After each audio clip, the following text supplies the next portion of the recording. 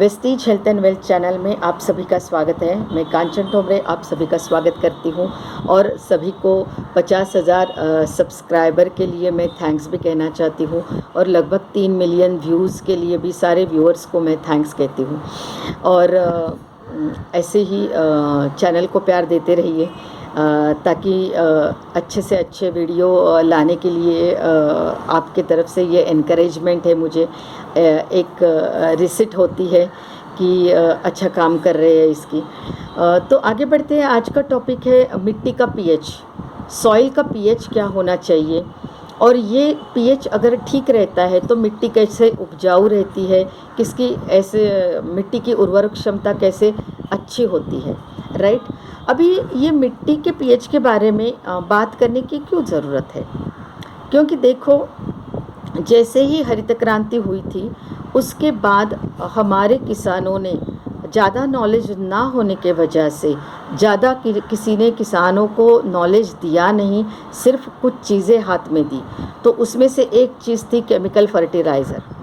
ज़्यादा से ज़्यादा उपज लेने के लिए सरकार ने उनको इनकरेज तो ज़रूर किया, लेकिन ये इनकरेज करते वक्त उनको ये नहीं गाइड किया कि इसकी डिसएडवांटेज क्या होने वाले है ना, इसके परिणाम क्या होने वाले हैं। फसल तो अच्छी आएगी, कुछ हद तक अच्छी आएगी, है ना। लेकिन अभी क्या हो गया है कि ये केमिकल फर्टिलाइज़र की वजह से हमारी जो मिट्टी है वो बहुत ख़राब हो गई है। कहीं जगह पे ये क्षारीय हो गई है, कहीं जगह पे ये एसिडिक हो गई है, और जो उसको न्यूट्रल रहना था, जो उसका बेहतरीन पीएच रहना था, वो पीएच नहीं रहा है। इसके वजह से किसान बहुत परेशान है। बहुत बार किसान ये चर्चा भी करते हैं कि मिट्टी का पीएच बढ़ गया है तो ये बैलेंस करने के लिए क्या करें। बहुत सारे किसान मार्केट से पीएच बैलेंसर भी यूज़ करते हैं।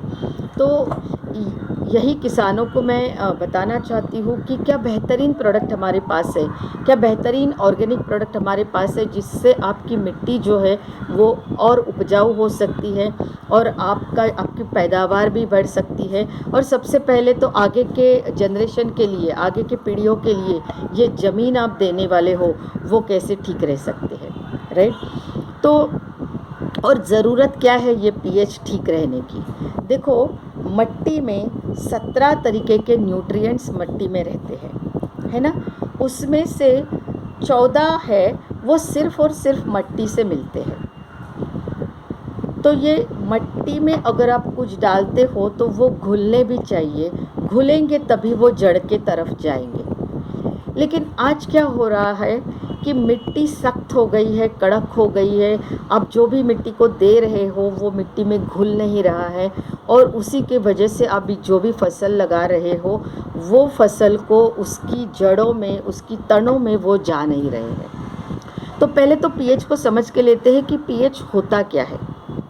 पीएच माने क्या कि हाइड्रोजन आयन का एक कॉन्सेंट्रेशन होता है, और उसी को जो मेजर करते हैं उसको कहते हैं पीएच मूल्य, राइट।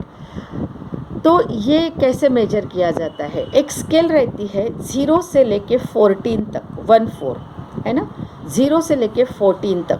ये स्केल में बीच में आता है 7। तो अगर आपके मिट्टी का पीएच 7 है तो 6.5 से 7 के बीच में आपका पीएच मिट्टी का है, तो आपकी मिट्टी न्यूट्रल है ना। और न्यूट्रल जब मिट्टी रहती है तब ज़्यादा से ज़्यादा न्यूट्रिएंट जो है उसका फ़ायदा मिट्टी से आपके जड़ों को, तनों को मिलता है, मीन्स आपके फसल को मिलता है। लेकिन जब मिट्टी ये 0 से 14 से बीच में, 0 से 6.5 या 7 के बीच में रहती है, मीन्स मिट्टी का पीएच 5.5 होता है, 6 होता है, 4.5 होता है, तो ये मिट्टी को कहते हैं एसिडिक मिट्टी, आम्लीय मिट्टी हो गई है, उसमें आम्ल ज़्यादा हो गया है, एसिड ज़्यादा हो गया है। कुछ फसलों के लिए एसिडिक मिट्टी भी चाहिए होती है ना, या बहुत बेहतरीन उपज निकालने के लिए हल्का सा एसिडिक होना ज़रूरी है। लेकिन 6.5 से 7 के बीच में जब मिट्टी का पीएच रहता है तो बेहतरीन मिट्टी से जो न्यूट्रिएंट्स है वो फसल को मिलते हैं। तो ये मिट्टी को अगर 0 से लेके 7 के बीच में अगर पीएच है तो उसको कहा जाता है एसिडिक, और अगर 6.5 से 7 के बीच में है तो उसको 7 को न्यूट्रल कहा जाता है, और 6.5 से 7 के बीच में अगर मिट्टी का पीएच है तो वो बेहतरीन माना जाता है। अभी ये पीएच 7 से लेके अगर 14 तक है तो उसको क्षारीय माना जाता है, क्षारीय माना जाता है, अल्कलाइन माना जाता है। वो भी बहुत सारे फसलों के लिए अच्छा नहीं रहता।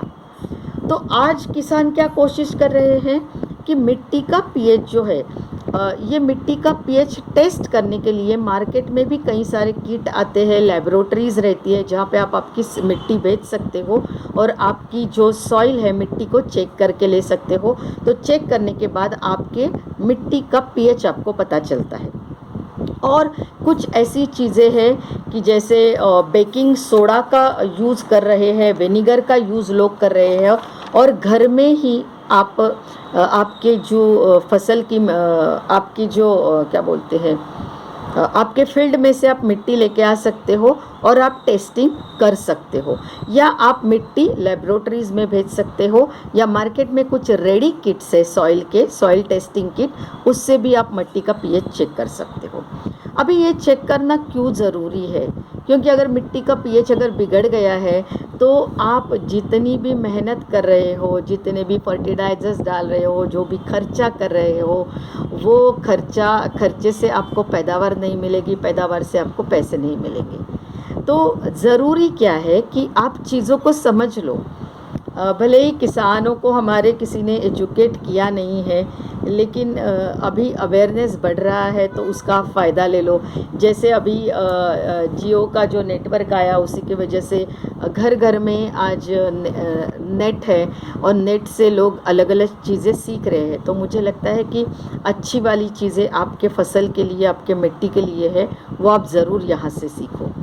अभी हम देखते हैं कि एग्जैक्टली इसका डेफिनेशन क्या है, कि क्या होता है। तो एक देखिए कि मिट्टी का पीएच माने जो हाइड्रोजन आयन इसमें रहते हैं वो अगर ज़्यादा होते हैं तो पीएच को कम कहा जाता है। समझ लो, पीएच का मतलब पावर ऑफ हाइड्रोजन आयंस। तो ये हाइड्रोजन आयन अगर आपके मिट्टी में कम हो जाते हैं तो पीएच ज़्यादा होता है। तो मुझे लगता है ये डेफिनेशन को आप एक बार समझ लो। पीएच माने पावर ऑफ हाइड्रोजन आयंस।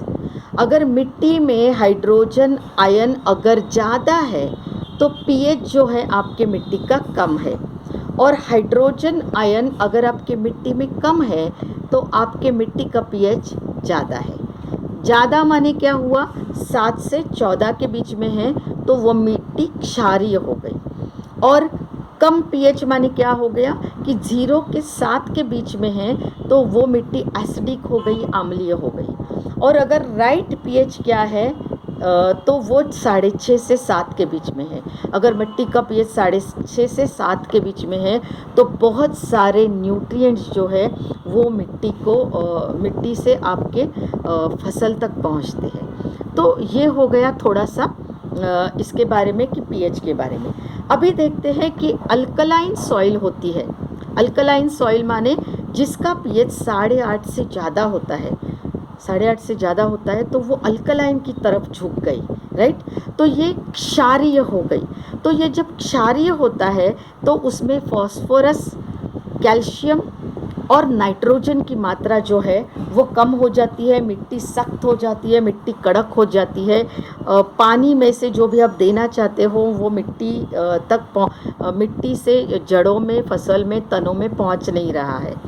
और क्या होता है कि एक माइक्रोबियल एक्टिविटी रहती है, जो अच्छे बैक्टीरियाज रहते हैं उनकी एक्टिविटी होती है मिट्टी में और उसके फ़ायदे मिलते हैं। लेकिन जब ये मिट्टी क्षारीय होती है जिसका पीएच 8.5 से ज़्यादा होता है तो क्या होता है कि वहाँ पे क्षारीय मिट्टी में ये जो एक्टिविटी होती है वो भी कम होते हैं और आपको इसके फसल के पैदावार को आपको फ़ायदे नहीं मिलते हैं। तो आपको करना क्या है, यहाँ पे मैं सॉल्यूशन देना चाहती हूँ। आप कहोगे अरे प्रॉब्लम के बारे में तो बहुत सारी चर्चा सभी लोग कर रहे हैं, कुछ सॉल्यूशन दीजिए।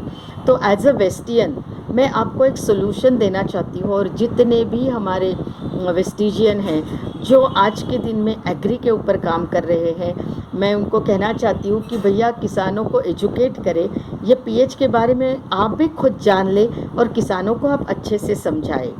अभी देखो, अगर आपकी मिट्टी क्षारीय है तो आपको उसको 6.5 से 7 तक कैसे ले आ सकते हैं। जब आप बुआई करने जाते हो, है ना, बीज बोते हो, तो उसके 15 से 20 दिन पहले आपको क्या करना है।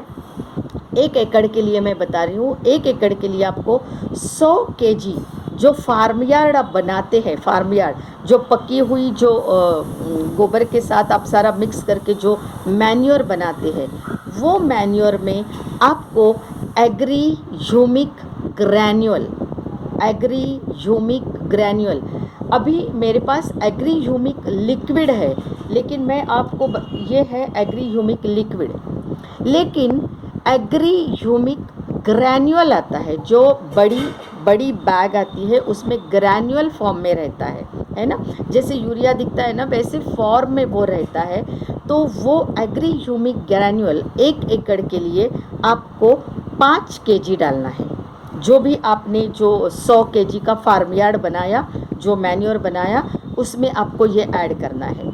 इसी के साथ आपको एग्री नैनोटेक, ये जो एग्री नैनोटेक है, ये आपको 500 ग्राम ऐड करना है। इसी के साथ आपको एग्री 82, ये जो लिक्विड है, ये आपको 180 ml, ये तीनों प्रोडक्ट का क्या करना है आपको, ये तीनों प्रोडक्ट क्या करने हैं आपको, ऐड करने हैं, है ना। लेकिन ये नहीं ऐड करना है, मेरे पास अभी एग्री ग्रैन्युअल नहीं है, वो 5 किलो की बड़ी बैग आती है, लेकिन नाम उसका एग्री ह्यूमिक ग्रैन्युअल है, ये लिक्विड है।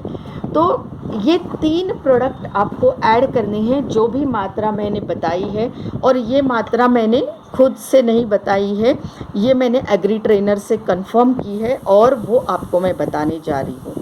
तो ये आपको 1 एकड़ के लिए तीनों इकट्ठा करना है, और जब आप बुआई करने जा रहे हो तो उसके पहले आपको 15 से 20 दिन इसको मिट्टी में घोलना है, उसके ऊपर आपको जुताई करनी है, हल चलाना है। तो उसके बाद ये मिट्टी आपकी नॉर्मल हो जाएगी, न्यूट्रल हो जाएगी, और ये बेहतरीन तरीका है।